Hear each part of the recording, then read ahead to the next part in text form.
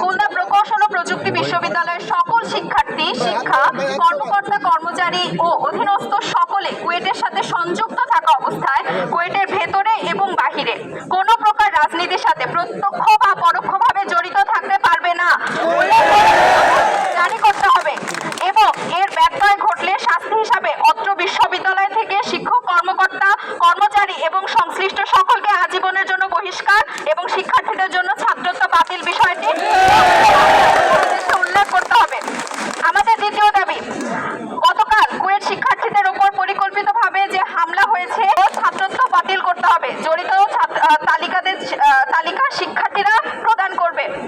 আমাদের 3 নম্বর দাবি, শিক্ষার্থীদের সকল প্রকার নিরাপত্তা প্রদানের লক্ষ্যে কুয়েট ক্যাম্পাসের বাইরে পর্যাপ্ত সংখ্যক সামরিক বাহিনীর সদস্যদের সহায়তা নিশ্চিত করতে হবে। 4 নম্বর দাবি, গতকালকের ঘটনায় আহত সকলের চিকিৎসা সংক্রান্ত ব্যয়ভার কুয়েট প্রশাসন থেকে সম্পূর্ণরূপে গ্রহণ করতে হবে। 5 নম্বর দাবি, দায় স্বীকার করে নিঃশর্ত ক্ষমা প্রার্থনার সাথে সাথে ভিসি, প্রভিসি, পরিচালক, ছাত্র কল্যাণকে পদত্যাগ করতে হবে। বিশেষ দাবি, কুয়েট প্রশাসন থেকে এই ঘটনার ক্ষমা প্রার্থনা করে একটা আনুষ্ঠানিক বিবৃতি প্রকাশ করতে হবে। সেখানে কুয়েট প্রশাসনের পক্ষ থেকে আমাদেরকে কোনো রকম সহযোগিতা না করার জন্য দায়ভার গ্রহণ করে বিবৃতি প্রদান করতে হবে।